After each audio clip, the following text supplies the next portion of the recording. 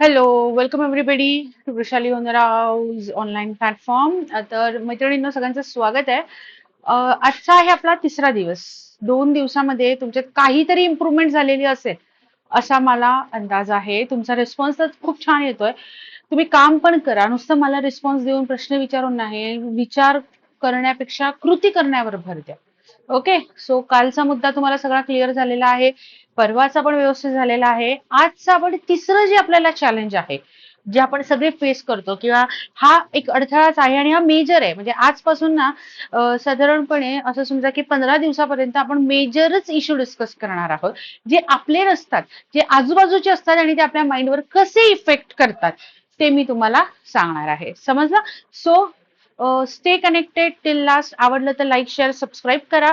आणि ह्या 2 दिवसात ना जवळजवळ एक 35 ते 38 मुलींनी बॅच जॉईन केलेली आहे. ओके, आणि त्या सगळ्यांचं मेंटरशिपचं माझं काम सुरू आहे. लक्षात घ्या. मेंटरशिप म्हणजे काय, तर मी तू जॉईन केलेल्या लोकांना माहिती आहे, मी तुमचं शेड्यूल मागवतीये. मग त्याच्यानुसार तुमच्याबरोबर डिस्कस करते. प्रत्येक एका मुलीबरोबर माझा कॉल होतोय. आणि जर तुम्ही जे काही प्लॅनिंग मध्ये असाल, तुमचं फर्स्ट आहे, तर तिथे आपण त्याच्यावर काम करूया. काय करायचं, कसं करायचं, सगळं लक्षात येत आहे. सो वाट बघू नका, लवकरात लवकर ऍडमिशन्स घेऊन कामाला सुरुवात करा. आले लक्षात? सो बघा, आजचा तिसरा दिवस आहे आणि तिसऱ्या दिवसाचं आहे की नकारात्मक लोकांच्या प्रभावाखाली येणं. ओके, आता सगळ्यात महत्वाचं म्हणजे नकारात्मक लोक जे आपल्या आजूबाजूला असतात, ज्यांची इच्छा तर असते की आपण हे करावं, पण ते तोंडातून बोलतात, पण इथून मनातून किंवा आपली जी परावाणी असते त्याच्यातून त्या आपल्याला ऍक्च्युअली त्यांच्या मनातच नसतं. आणि मग ते काय, नाही नाही कर ना कर ना, पण एवढं काम करून जा. म्हणजे ते एक वाक्य तुम्ही ऐकलंय का, तू चंद्रावर जा पण जाण्याआधी 4 चपात्या लाटून जा. हे की नाही? मग ते आपल्या बाबतीत अगदी तंतोतंत खरं ठरतं.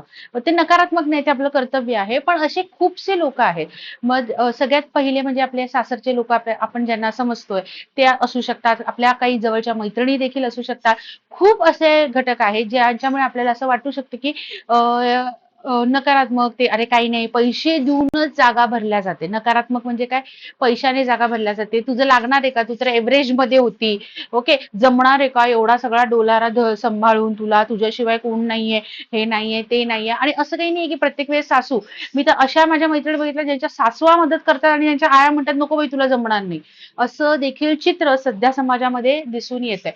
सो आपल्याला या सगळ्यावर मात करायची आहे. सो आपली तिसरी आजचे चॅलेंज आहे, त्यामुळे नकारात्मक लोकांच्या प्रभावाखाली यायचं, याला कशी डील करायची.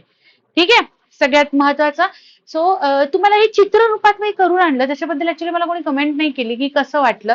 सोल्युशन्स आणि त्याच्यावर आपण काम करत आहोत. आणि पुढे जाण्याआधी सगळ्यात महत्वाची गोष्ट पुन्हा एकदा तुम्हाला सांगते की ह्या 2 बॅचेस किंवा हे 2 पदं म्हणजे आपल्या सगळ्यांचं एक ड्रीम आहे. सो ह्याच्यामध्ये तुम्हाला सहभागी व्हायचं असेल तर लवकरात लवकर ऍप डाउनलोड करा आणि जॉईन करा. 400-450च्या वरती व्हिडिओ आहेत. आणि पुन्हा एकदा सांगते, ह्या 21 दिवसाच्या चॅलेंज नंतर आपण एक एक विषयाचं चॅलेंज घेणार आहोत. Trust me. ओके, एक एक विषय कव्हर करत करत करत काही दिवस एक आपण पोषण अभियानाचे जे कायदे आहे, एकच विषय घेऊन चघळायचा नाही, थोडा थोडा थोडा थोडा घेत आपण पुढे पुढे जायचंय. डन आहे. मी अभ्यास करवून घेणार आहे, तुम्ही फक्त माझ्यासोबत राहा. ओके, आणि कसं आहे माहिती, मी डायरेक्शन देते ना, तुम्ही तुमचं वर्क करायला स्टार्ट करा. आमच्या वेळेस तर हेही नव्हतं. हे मी खूप दुःखी अंतःकरणाने सांगते की एवढ्या स्ट्रॉंगली आम्हाला सांगणारे कोणीच नव्हते. सो तुम्हाला सांगतोय तर त्याचा तुम्ही वापर करून घ्या, त्याची जाणीव ठेवा, एवढंच महत्वाचं आहे. लक्षात येत आहे? सो पुढे जाऊया आता. सगळ्यात पहिला टास्क जो आहे, जे नकारात्मक लोकांच्या आपण जे प्रभावात येतो त्यांच्यापासून सुरक्षित अंतर 2 हात लांब. बघा ही ताई काय आपल्याला सांगते, लक्षात येते? ही काय म्हणते, बास दूर हो जा मेरी नजरों से, नहीं आना. 2 हात लांब. मग त्यांना अवॉइड नाही करायचं, म्हणजे स्पष्ट स्पष्ट नाही, अस्पष्ट पद्धतीने त्यांना अवॉइड करायला स्टार्ट करायचं. ठीक आहे. बरं, सतत नकारात्मक बोलणारे जे असतात ना, जे सतत कंप्लेनिंग करत असतात, ज्यांना सोल्युशनवर काम करायचं नसतं, ती सगळी कॅटेगरी इथे. ओके, आणि ते नकारात्मक आहे ना, तर आपली एक चूक आहे, आपण त्यांना शहाणं करायला जातो. त्यांच्याशी वाद घालायची गरज नाही. समोरच्याला शहाणं करण्याची जबाबदारी आपली नाहीये, ती त्यांच्या आई वडिलांची किंवा त्यांच्या दुसऱ्याची आहे. जे लोक सतत नकारात्मक बोलतात त्यांच्यासोबतचा वेळ कमी करा. ओके, भाज्या घ्यायला जाता, म्हणजे मी मॅक्सिमम जे ऑब्झर्व केलेलं आहे, मार्केटमध्ये गेल्यावर आहे ना, घ्यायच्या असतात 2 वस्तू, पण त्याच्यासाठी तुम्ही तुम्ही 3 तास जर का 2 तास जर का घालवत असाल, तर तुमच्यासारखी मूर्ख तुम्हीच आहात. समजलं? त्यामुळे अशा मैत्रिणीला घेऊनच जायचं नाही की जी ऑलरेडी आपला वेळ खाते.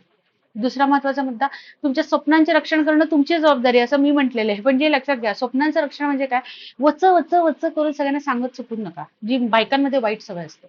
सांगण्याची गरज नाहीये, समोरची तेवढी हुशार आहे आणि तिला तेवढी सद्बुद्धी दिलेली आहे, ती बघून घेईल तिला काय करायचंय काय नाही. तुम्ही तिचा ठेका घेतलेला नाही. समजलं? त्यामुळे नकारात्मक लोकांपासून दूर राहा. नकारात्मक कोणीही असू शकतं आणि ही व्यक्ती नकारात्मक आहे का, तिच्याशी बोलल्यावरच आपल्याला असे एक वाईब्स येतात, अरे नाही यार, जाम मला इरिटेट झालं. ज्या वेळेस आहे ना मी खूप हवेस जाते ना, तेव्हा माझे 1-2 मित्र आहेत. मी त्यांना आवर्जून फोन करून भेटायला जाते. का माहितीये, मी पटकन जमिनीवर येते त्यांना भेटल्यावर. का? कारण ते नेहमी हवेतच असतात. Unrealistic life. तर अशा लोकांना ठेवायचं, पण कसं, लोणच्यासारखं. आपण लोणचं एकदा अगदी आवडीने कसं फक्त बोट लावून खातो की नाही, लोणच्यासारखं ठेवायचं. किंवा सगळ्यात बेस्ट म्हणजे कढीपत्त्यासारखं. फोडणी देऊन झाली की काढून टाकला की मोकळं. आलं लक्षात? त्याच्यानंतर सगळ्यात दुसरी ऍक्टिव्हिटी, सकारात्मक लोकांच्या सहवासात राहायचं. म्हणजे जो आपलं कौतुक करतो तोच नाही, पण जो आपलं ध्येय समजून घेण्याचा प्रयत्न करतो ना, अशा लोकांच्या सहवासामध्ये राहायचं. त्याच्यासाठी काय, तर अभ्यास करणारे जे असतात किंवा ज्यांच्या आयुष्यात काहीतरी ध्येय आहे ना, असेच मित्रमैत्रिणी बनवायचे. ओके, जे तुम्हाला सतत मोटिवेट करतात, अशा प्रेरणा बघा, मोटिवेट करतात त्या शिक्षकांच्या सहवासात, लक्षात येते ना, त्या शिक्षकांच्या सहवासात राहा. त्याच्यानंतर सकारात्मक साहित्य वाचायचं, स्टेटमेंट्स पण असू द्या किंवा कुठचंही एक काहीतरी वाचनाची आवड ठेवा. त्याच्यानंतर यशस्वी लोकांपासून शिका. जसं तुम्हाला काल मी एक सांगितलं होतं की चांगले चरित्र वाचायचे, ज्यांनी तुम्हाला मोटिवेट, म्हणजे त्यांचा संघर्ष कळेल, त्याच्यातून त्यांनी कशा समस्या फेस केल्या आणि त्यांनी त्यांचे मार्ग कसे काढले, हे तुम्हाला लक्षात येईल. बरोबर आहे? लक्षात घ्या, आपल्या आजूबाजूचे लोक असतात ना, ते आपल्या विचारांवर हे करत असतात.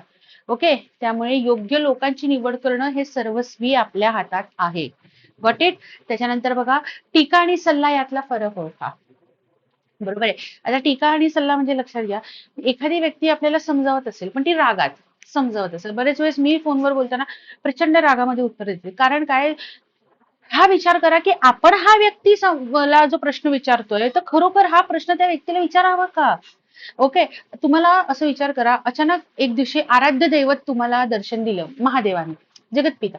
ओके, तुम्हाला सरकार दर्शन दिलं आणि त्याने म्हणलं की वाघ तुला काय मागायचं, मग तू काय म्हणते, मला गाडी आणि बंगला आणि हे दे.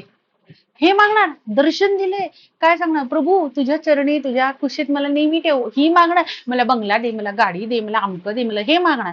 सो हे ओळखा, योग्य व्यक्तीकडून योग्य सल्ले घेण्याचा प्रयत्न करायचा आहे. विधायक सल्ला म्हणजे चांगलं बोलतोय, समोरचा व्यक्ती कोणत्या अँगलने बोलतोय, किती पोटतिडकीने बोलतोय, हे लक्षात घ्या. ओके, आणि जे अननेसेसरी ना, ज्या लोकांना खूप जास्त बोलण्याची सवय आहे, ते लोक कधी कधी ना, कधी पॉझिटिव्ह मध्ये निगेटिव्ह मध्ये एंट्री करतात हे आपल्याला कळतच नाही.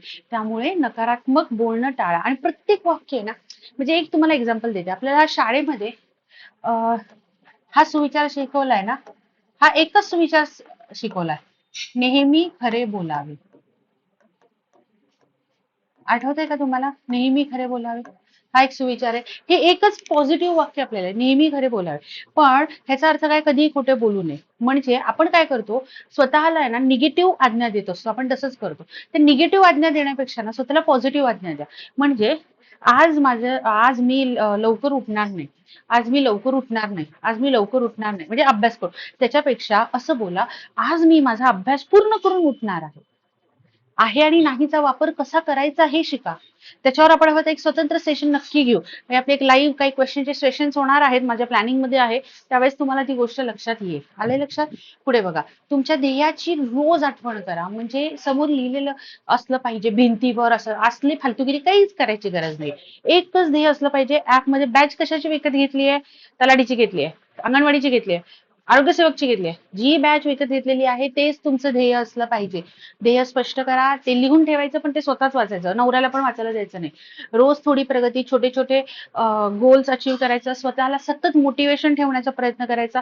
आणि ना, अजून एक तुम्हाला माझा एक फंडा सांगते, की तुम्हाला असं वाटेल ना की खूप असं थकल्यासारखं निगेटिव्ह विचार येत आहे, मस्त ना पाणी घ्यायचं ग्लासमध्ये आणि छान आहे ना, मोकळ्या हवेत जाऊन बसायचं आणि ना गोड गोड गोड गोड गोड गोड ते पाणी प्यायचं. एकदम रिलॅक्स होतं. जेवढं पाणी शांतपणे शरीरात जातं, आपले निगेटिव्ह विचार आपल्यापासून दूर जातात.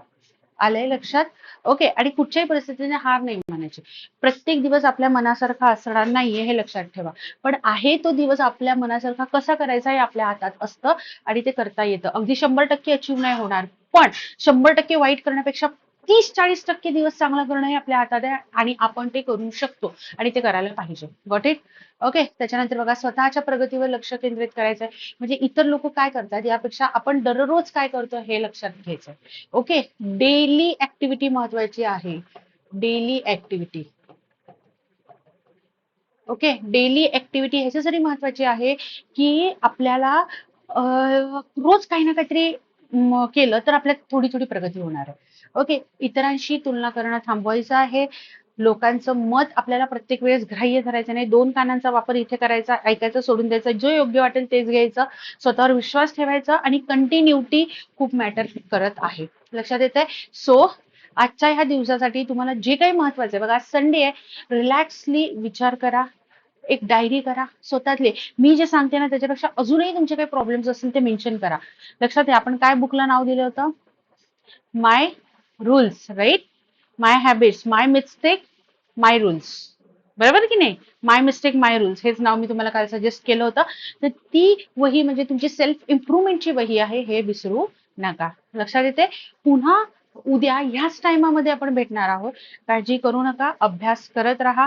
छोट्या छोट्या प्रॉब्लेम्सवर मात करायचं आहे आणि ही माइंड एक्सरसाइज आहे. इथून स्ट्रॉंग बनलं की इकडे जोर येणार आहे. इथून स्ट्रॉंग बना.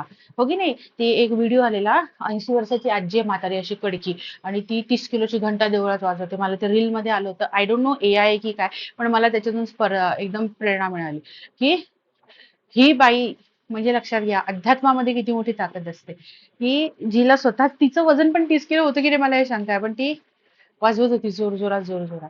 सो लक्षात घ्या आपलं इथे पाहिजे. आपली भक्ती आपली श्रद्धा इथे पाहिजे. इथून स्ट्रॉंग झाला की माणूस काहीही करू शकतो. लक्षात येत आहे? सो या गोष्टी पॉझिटिव्हली घ्या. अभ्यास करत राहा. जे काही असेल रिप्लाय फोन करत राहा. मी तुम्हाला नक्कीच रिप्लाय करेन. धन्यवाद.